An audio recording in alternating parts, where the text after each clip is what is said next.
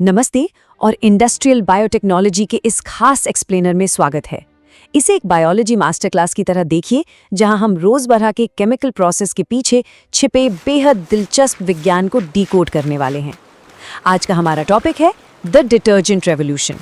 सुनने में शायद लगे कि ये तो बस कपड़े धोने की बात है, लेकिन सच मानिए ये बायोलॉजी और केमिस्ट्री के एक बहुत ही शानदार संगम की कहानी है। चलिए शुरू करते हैं। आज के इस एक्सप्लेनर का एजेंडा बिल्कुल क्लियर है। हम सर्फेक्टेंट्स के इवोल्यूशन और पेट्रोकेमिकल पोल्यूशन से अपनी बात शुरू करेंगे। फिर हम समझेंगे कि एंजाइम्स मॉलिक्यूलर टूल्स की तरह कैसे काम करते हैं, उन्हें परफेक्ट कैसे बनाया जाता है और केमिकल वर्सेस एंजाइमेटिक एफिशिएंसी का डेटा क्या कहता है। और अंत में हम एआई और बायोटेक के फ्यूचर पर भी एक नजर डालेंगे। तो चलिए इस मॉलिक्यूलर डीप डाइव में आगे बढ़ते हैं। सेक्शन 1, सर्फेक्टेंट्स का विकास, प्राचीन सैपोनिफिकेशन से लेकर आधुनिक बायोटेक्नोलॉजी तक। अगर हम इतिहास पर नज़र डालें तो 1900 के दशक से पहले सफाई के लिए बस राख और जानवरों की चर्बी का इस्तेमाल होता था, जिसे सैपोनिफिकेशन प्रोसेस से बुनियादी साबुन में बदला जाता था। लेकिन फिर प्रथम विश्व युद्ध का दौर आया। 1914 से 1918 के बीच साबुन की इतनी भारी कमी हो गई कि सिंथेटिक एल्काइल सल्फेट्स का आविष्कार करना पड़ा। इसके बाद 1940 से 1970 का दशक पेट्रोकेमिकल बूम लेकर आया। मार्केट में फॉस्फेट बिल्डर्स और ऑप्टिकल ब्राइटनर्स आ गए। सफाई तो बहुत बेहतर हो गई, लेकिन पर्यावरण को इसकी भारी कीमत चुकानी पड़ी। और फिर सन 2000 के बाद से एक नया दौर शुरू हुआ, जहां हम एंजाइम आधारित ठंडे पानी में काम करने वाले बायोटेक्नोलॉजिकल डिटर्जेंट्स की तरफ शिफ्ट हो गए हैं। सेक्शन 2, पेट्रोकेमिकल प्रदूषण, रासायनिक संश्लेषण या केमिकल सिंथेसिस की पर्यावरणीय कीमत। 20वीं सदी के पारंपरिक डिटर्जेंट्स में फॉस्फेट बिल्डर्स का जमकर इस्तेमाल होता था, ताकि हार्ड वाटर यानी कठोर पानी में भी कपड़े साफ हो सकें। लेकिन इसका नतीजा एक भयानक इकोलॉजिकल डिजास्टर। इन रसायनों ने पर्यावरण में यूट्रोफिकेशन पैदा किया और नदियों झीलों को जहरीले झाग से भर दिया। दरअसल इन फॉस्फेट्स ने पानी में पोषक तत्वों की मात्रा इतनी ज्यादा बढ़ा दी कि वहां एल्गी यानी काई का भयंकर विकास होने लगा। इस एल्गी ने पानी की सारी ऑक्सीजन सोख ली, जिससे जलीय जीवन पूरी तरह नष्ट हो गया। ये पेट्रोकेमिकल सर्फेक्टेंट्स पर हमारी निर्भरता का एक सीधा और खतरनाक परिणाम था।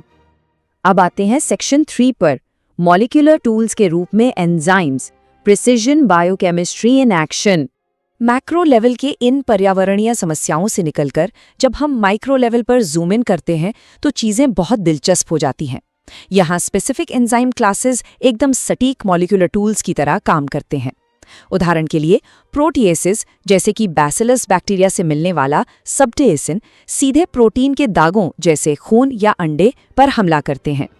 वहीं एमाइलेसेस स्टार्च के दागों को तोड़ते हैं और लाइपेसेस फैट और तेल की चिकनाई को जड़ से खत्म करते हैं। और सेलुलेसेस, ये तो फैब्रिक के रेशों से फज को हटाकर कपड़ों के रंग को वापस चमकदार बना देते हैं। ध्यान देने वाली बात यह है कि ये कोई रैंडम केमिकल्स नहीं हैं। ये अपने टारगेट सबस्ट्रेट के लिए बेहद स्पेसिफिक होते हैं। इस प्रोसेस को थोड़ा और करीब से समझते हैं। प्रोटीएसेस, जैसे कि बैसिलस से प्राप्त सबटेलिसिन, सचमुच मॉलिक्यूलर कैंची की तरह बर्ताव करते हैं। जब किसी कपड़े पर कोई जिद्दी प्रोटीन का दाग लगा होता है तो ये एंजाइम्स उस दाग में मौजूद पेप्टाइड बॉन्ड्स को पहचानते हैं और उन्हें एकदम सटीकता से काट देते हैं। यह कोई रफ केमिकल रिएक्शन नहीं है, बल्कि एक अत्यधिक सटीक बायोकेमिकल प्रोसेस है। यह दाग के बड़े मॉलिक्यूल्स को छोटे घुलनशील टुकड़ों में तोड़ देता है, जिन्हें पानी फिर बड़ी आसानी से बहा ले जाता है। सेक्शन 4, परफेक्ट एंजाइम का निर्माण, द इंडस्ट्रियल प्रोडक्शन पाइपलाइन। प्राकृतिक एंजाइम्स तो ठीक है, लेकिन इंडस्ट्रियल लेवल पर उन्हें इस्तेमाल करने के लिए एक पूरी प्रोडक्शन पाइपलाइन होती है, जिसके 4 क्रिटिकल स्टेप्स हैं। सबसे पहले होता है माइक्रोबियल सिलेक्शन, जहां बैसिलस या एस्परजिलस जैसे बेस्ट स्ट्रेन्स को चुना जाता है। फिर दूसरा स्टेप है बड़े बायोरिएक्टर्स के अंदर सबमर्ज्ड या सॉलिड स्टेट फर्मेंटेशन। इसके बाद आता है तीसरा और शायद सबसे महत्वपूर्ण स्टेप, जेनेटिक इंजीनियरिंग। यहाँ साइट डायरेक्टेड म्यूटेनेसिस टेक्निक का इस्तेमाल करके एंजाइम्स के डीएनए में ऐसे बदलाव किए जाते हैं जिससे उनकी थर्मोस्टेबिलिटी और पीएच सहने की क्षमता बढ़ जाए। और आखिर में होती है डाउनस्ट्रीम प्रोसेसिंग, जहाँ इन तैयार एंजाइम्स को फिल्टर और प्योरीफाई किया जाता है। इस पूरे प्रोसेस में एक बेहद अहम कॉन्सेप्ट है, एंजाइम इमोबिलाइजेशन। ये मूल रूप से एंजाइम्स को सॉलिड सपोर्ट्स पर फिक्स करने की प्रक्रिया है। अब सवाल है कि ऐसा क्यों किया जाता है। दरअसल डिटर्जेंट के अंदर बहुत से कठोर केमिकल्स मौजूद होते हैं। इमोबिलाइजेशन से एंजाइम्स की स्ट्रक्चरल स्टेबिलिटी नाटकीय रूप से बढ़ जाती है। वो उस मिक्सचर के अंदर डिग्रेड नहीं होते और कठोर इंडस्ट्रियल फॉर्मुलेशंस के बीच भी अपना काम बेहतरीन तरीके से करते रहते हैं। Section 5 chemical versus enzymatic efficiency, एक डेटा ड्रिवन तुलना। अगर हम ट्रेडिशनल केमिस्ट्री और एंजाइमेटिक बायोटेक्नोलॉजी के डेटा को आमने सामने रखकर देखें तो एफिशिएंसी में एक बहुत बड़ा अंतर साफ नजर आता है। एक्शन के मामले में जहां पुरानी केमिस्ट्री कठोर केमिकल्स पर निर्भर थी, वहीं नए एंजाइम्स पूरी तरह से सबस्ट्रेट स्पेसिफिक हैं। पुराने डिटर्जेंट्स कपड़ों को भारी नुकसान पहुंचाते थे और उनका बायोडिग्रेडेबिलिटी रेट बहुत कम था, जो सीधा जल प्रदूषण का कारण बनता था। इसके उलट बायोटेक डिटर्जेंट्स फैब्रिक को सुरक्षित रखते हैं और पूरी तरह से इको फ्रेंडली यानी बायोडिग्रेडेबल है। लेकिन यहाँ जो सबसे चौंकाने वाला डेटा पॉइंट है वो हीट रिक्वायरमेंट से जुड़ा है। 20 से 40 डिग्री सेल्सियस। इस तापमान रेंज पर जरा गौर करते हैं। पुराने केमिकल डिटर्जेंट्स को अपना काम ठीक से करने के लिए 60 से 90 डिग्री सेल्सियस के गर्म पानी की जरूरत होती थी। इसका सीधा मतलब था भारी मात्रा में बिजली और ऊर्जा की खपत। लेकिन आज के बायोटेक डिटर्जेंट्स में मौजूद इंजीनियर किए गए एंजाइम्स ठंडे पानी यानी इसी 20 से 40 डिग्री सेल्सियस में भी अपनी पूरी क्षमता से काम करते हैं। इस एक अकेले बायोटेक्नोलॉजिकल इनोवेशन ने वैश्विक स्तर पर ग्लोबल एनर्जी कंजम्पशन और कार्बन फुटप्रिंट को जबरदस्त तरीके से कम कर दिया है।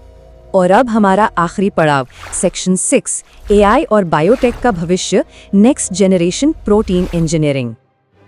आज बायोटेक्नोलॉजी जिस मुकाम पर है वो सच कहें तो सिर्फ एक शुरुआत है। भविष्य का रास्ता डायरेक्टेड इवोल्यूशन के जरिए जेनेटिकली इंजीनियर किए गए सुपर एंजाइम्स की तरफ जा रहा है। हम तेजी से नैनो बायो डिटर्जेंट फॉर्मुलेशन की ओर बढ़ रहे हैं और सबसे क्रांतिकारी बात, डीप लर्निंग और एआई का इस्तेमाल करके अब ऐसे एंजाइम सिस्टम डिजाइन किए जा रहे हैं जो प्रकृति में कभी थे ही नहीं। एआई द्वारा डिजाइन किए गए ये सिस्टम्स हमें जीरो वेस्ट और पूरी तरह से सस्टेनेबल प्रोडक्शन फैसिलिटीज की तरफ ले जा रहे हैं। ये सचमुच एक गेम चेंजर है। इस एक्सप्लेनर के अंत में एक बहुत ही महत्वपूर्ण सवाल उभरकर सामने आता है। अगर एआई और इंजीनियर किए गए एंजाइम्स पूरी ग्लोबल डिटर्जेंट इंडस्ट्री को रेवोल्यूशनराइज कर सकते हैं, उसे प्रदूषणकारी रसायनों से निकालकर सस्टेनेबल बना सकते हैं, तो ऐसे और कौन से अत्यधिक प्रदूषण फैलाने वाले केमिकल सेक्टर्स हैं जो बायोटेक्नोलॉजी के इस बड़े बदलाव का इंतजार कर रहे हैं?